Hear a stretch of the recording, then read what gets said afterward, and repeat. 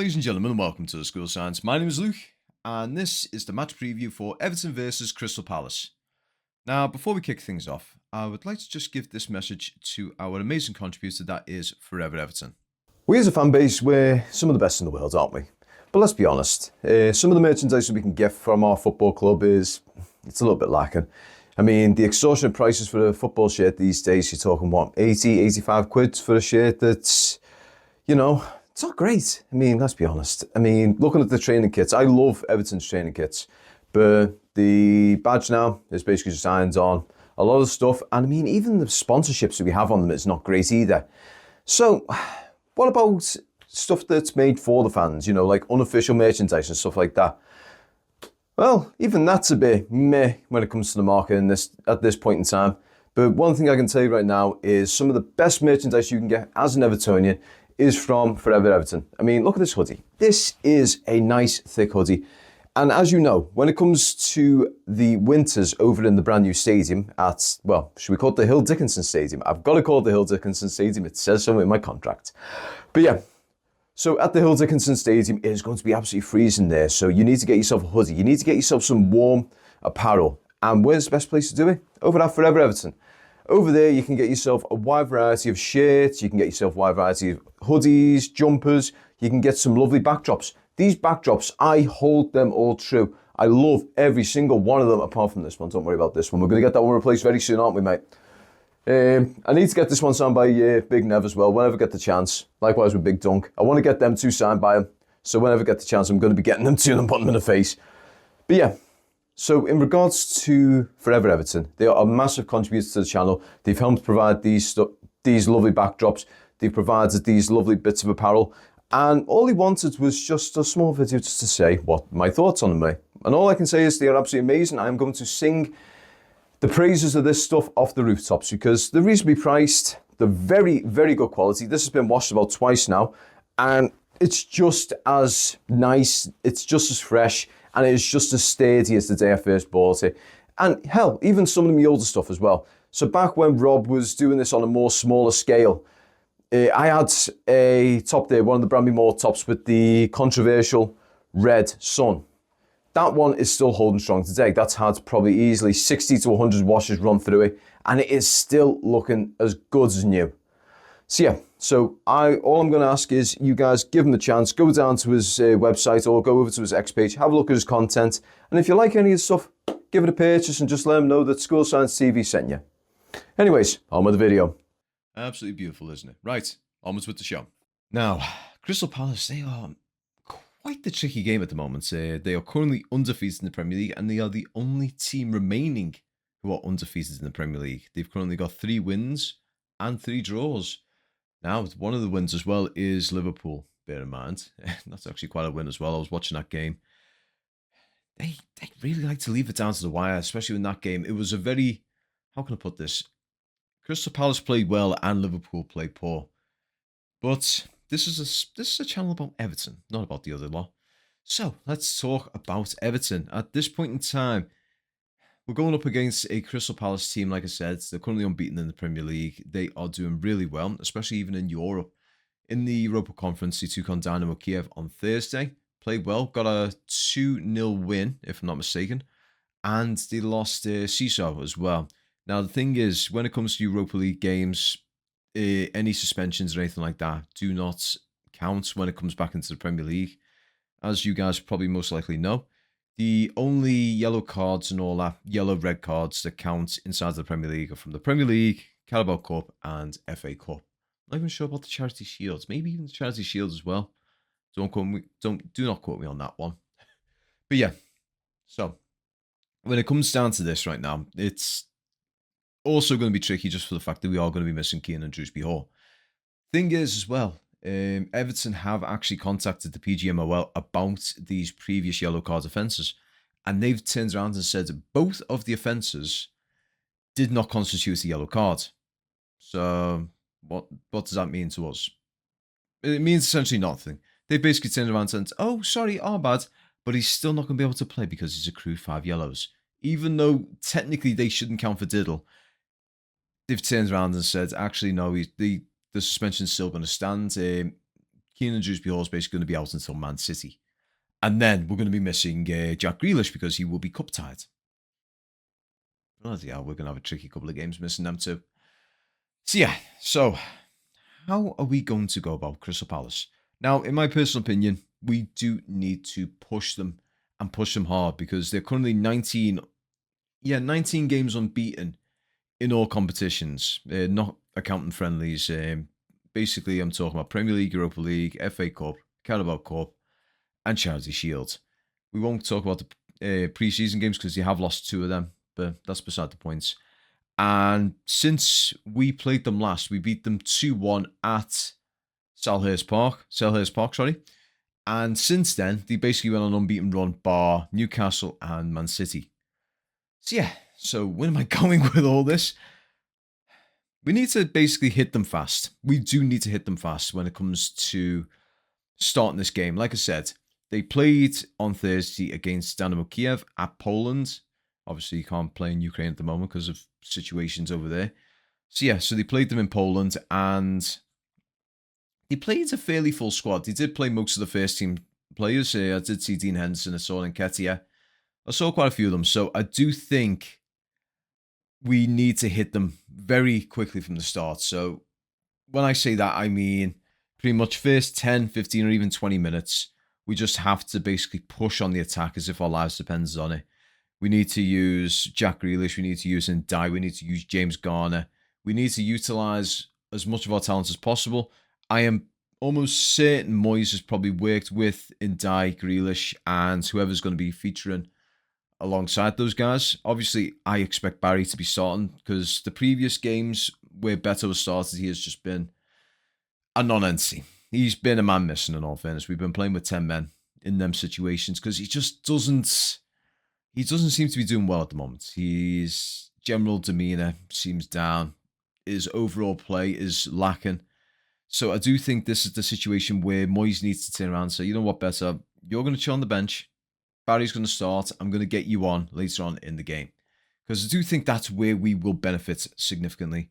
I mean, I'm saying this just because I look back to the Brighton game. In that game, Tierno Barry starting was probably the best thing that we did because he mucked in with Grealish, Dewsbury Hall, Ndiaye. He mucked in with all those guys and made himself an absolute nuisance for their defence. So I think we need to repeat that sort of situation. Now, the thing is, who is going to be in the middle? Now, there's one of 2 ways we can go about it, and we are going to talk about them now.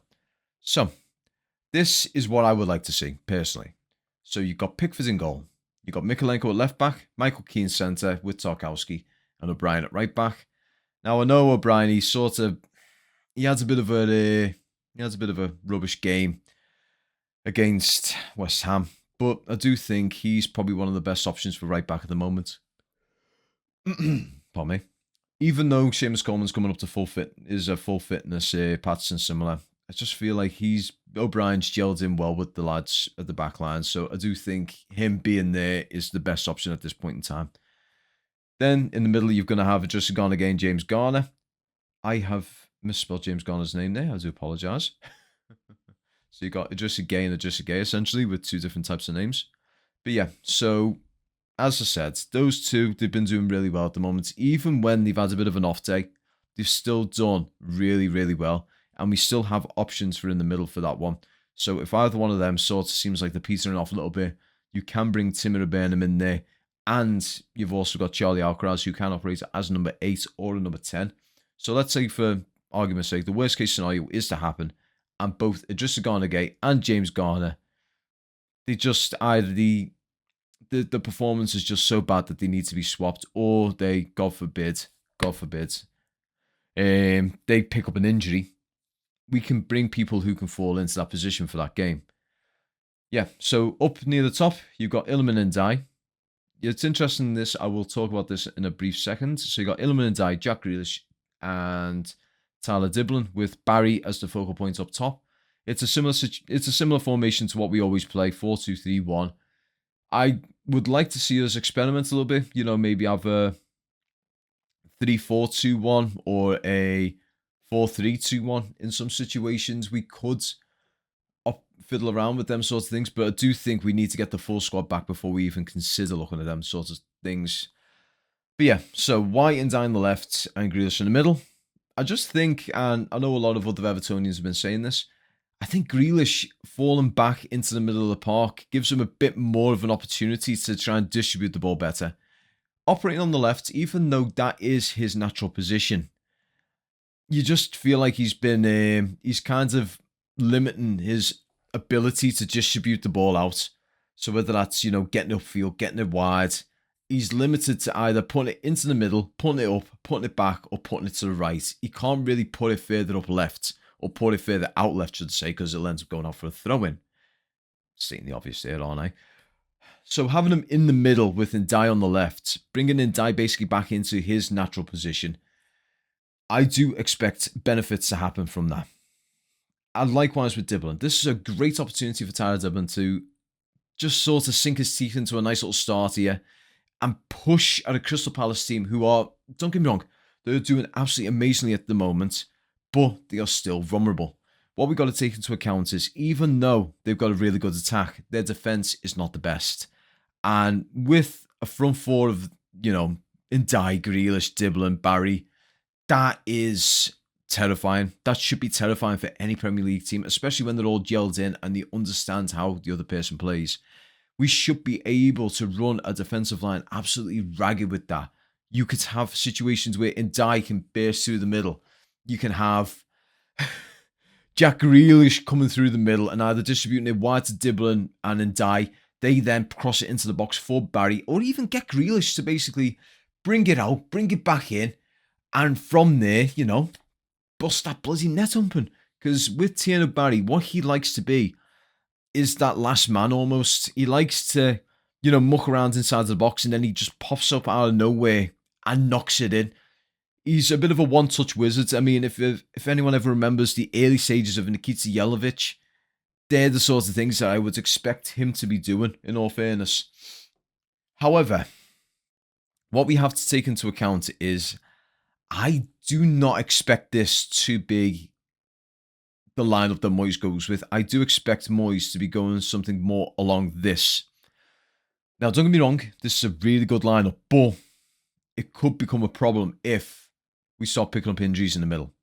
So, as you can see here, you've got Pickford, Mikolenko, Keane, Tarkowski, O'Brien again. Idrissa Gana-Gueye with James Garner. I know, Garner. This is it, Garner and Garner in the middle. It just sounds mad. With Jack Grealish on the left, Illiman and Dye on the right, with Alcaraz in the middle and Barry up top. Now, with this sort of formation, it's a really good formation, don't get me wrong. It is a good formation, and it's a formation that can win games. But I just feel like Dibblen needs to be getting out on that right-hand side, and I do think Grealish getting in the middle and then Dye on the left, that could, give us more results versus what this gives us. It's not a bad lineup by any means. Do not get me wrong, it is not a bad lineup. However, I do think Alcaraz in this game, as we know, he's a very tenacious player and he's one who's very hungry to score. But I do think with his lack of minutes, he may be left out to dry in some situations. But I could be completely wrong. If this is the lineup that he goes for, great. If he goes for the other lineup, great. I will be excited regardless because we're going to be home again just before the international break. And hopefully we can get this win, remove Crystal Palace of their unbeaten streak. And from there, like I said, go into this international break with a win. We can then get the lads back. So from what I know, Pickford is going to be in their lineup. I think O'Brien and Coleman are going to be called up. Mikolenko obviously will probably be called up. So we can work on with whoever we've got remaining. So potentially even looking at getting Jack Grealish more familiar with working in the centre. Because then we can have a situation where if, Drewsbury Hall picks up an injury or gets suspended again, we don't have to worry too much and think, oh Christ, who are we going to put in the middle? Or who are we going to put where now? We then have other options. We could even turn around and say, you know what, Drewsbury, mates, we're going to start with Tyler Dibblen, have Grealish in the middle and have Ndai, and then we're going to bring you on to become the impact. change up the formation, cause a little bit of confusion in the lineups and everything like that. That's how we can operate with these if, we get them understanding multiple roles better. I have went on a bit of a ramble there, haven't I? But yeah, so regardless, I am excited for this game tomorrow. I am just going to have a very quick look on SofaScore and see any information that we've got here. Oh, never heard of him before. Okay, so I'm going to give you the SofaScore's predicted lineups as well.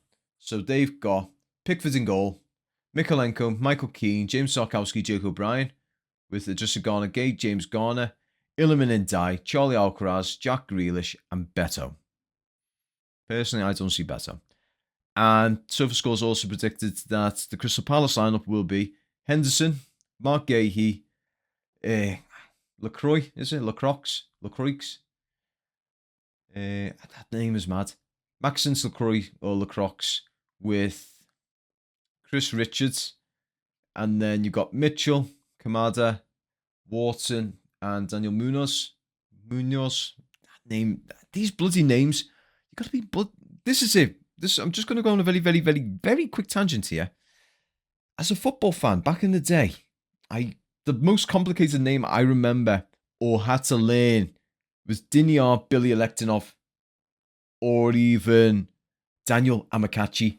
Nowadays, you're talking bloody Munoz. You got all these. You basically have to be a multilinguistic expert, and then on top of that, you got to be a bloody chartered. You got to have the bloody knowledge base of a chartered accountant to understand the finances of a football club to know whether we can or can't go for a signing that bloody Fabrizio Romano has recommended or mentioned. I miss the good old days when, was he a good player? Oh, sound. Can't wait for him. Or, was he a good player? No, apparently he's shit. Oh, I hope we don't sign him then. I miss those days. I honestly miss those days. But yeah, so you got Israelis again. Ismail Sarr and Yeremy Pino, and at the very top, Jean-Philippe Mateta. Now, Jean-Philippe Mateta, that is a name that has been one that's been getting sprouted around lately. Now, the thing is, we're not signing him or anything like that. It's just, he was a player who he took a long time to really get his stride going.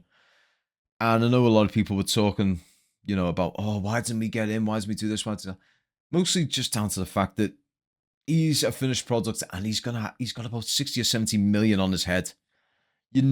Everton aren't going to go for a play like that. We've got to go for future projects. Case in point, Tierney, Barry, Diblin, Asnu, Raul, players like that. We do need to look into those sorts of lads. And then when you've got the likes of Jack Grealish and those sorts of players, I mean, I always remember having Samuel Eto'o. I always thought Samuel Eto'o would be the similar sort of person as what Jack Grealish is. You bring them in and they take players sort of under their wing and help them develop into better players. But yeah, obviously that wasn't the case with Samuel Eto'o. The guy, from what has been said down the grapevine, he has a very big love-hate relationship with Everton and a few of the players and everything like that. I think he had to fall out with the coaching staff as well. But yeah, I have tangents on enough. I do sincerely hope we get a good result out of these guys. Either we draw them, we get a very hard-fought draw, or we win. I will not accept a loss, in all fairness. I cannot accept a loss against the likes of Crystal Palace, especially with the record we have against them. But yeah, I have rambled on enough. I would like to thank you all very much for watching. I do greatly appreciate your continued support. Also, if you want to be like these guys down here, or, as I said before, these guys down here, down at the very bottom, and get your name either in this banner or get your name in the box below here at the very end of the video, why not become a part of the School Science TV Cup of Coffee tier? As you know, there has been a bit of a viewpocalypse on YouTube as of late because of a few things they've been messing around with. So if a channel is not identified as an adult, their views do not count towards my view count. So if your account is not registered as, over 18 or anything like that, you can be viewing my videos. And the thing is, that view doesn't mean diddle. So I do not get any sort of ad revenue through that. And you can even see this in my previous videos. My viewer count has basically went from, low to mid hundreds, or even mid hundreds to low thousands, to barely even 100. My previous post-match video has not even surpassed 40 views at this point, and it's really bad. And this is mostly, well, I'm going to put the whole blame down to the way this YouTube has changed around the viewership thing. So if you are able to help contribute to the channel by becoming a part of the Cup of Coffee tier, it's less than £1 a month, and you can help me massively with that, because just that £1 a month can help me sort out the backdrop. It can help me get, new things. So I've been able to sort out some new lavalier mics, or lapel mics, should I say. On top of that, I've been able to sort out the likes of these. So this gimbal will help me do matchday vlogs, which I will be doing tomorrow. So I'll be doing like a little pre-match. I'll be doing like a nice little B-roll footage around the ground in all three of the pubs. The Bramley Moor, the Blue House, and what's the name of the other one? Sorry. The Terrace Bar. I am so sorry. I've been in there, loved the Terrace Bar to absolute bits, and I can't believe I forgot their name. On top of that, going around the Fan Plaza, going around the South Stand, I know the Everton Way and the Legends Wall have actually been closed off because of the heavy winds and everything, so they will be obviously not something I'll be focusing on. But I do want to get around that West Stand and get the views of the Mersey and get a view of that West Stand, because it is absolutely beautiful. I have actually been down there. Didn't get any video or anything like that because I was with my cousin at the time. We went for the Mansfield game, and it was absolutely stunning. So if you ever get the chance, if you are at the stadium, and even if you're sitting in the East Stand or the North Stand or the South Stand, go have a little look at the West Stand. It is honestly amazing. But yeah, so as I said, contributing to this Cup of Coffee tier does help me massively with these sorts of things. But if you can't do that, simply liking the video, commenting, and sharing is a massive help as well. But in any case, guys, I have rambled on enough. I hope you guys enjoy the rest of your day. I hope to see you guys all tomorrow. Up the toffees, and peace.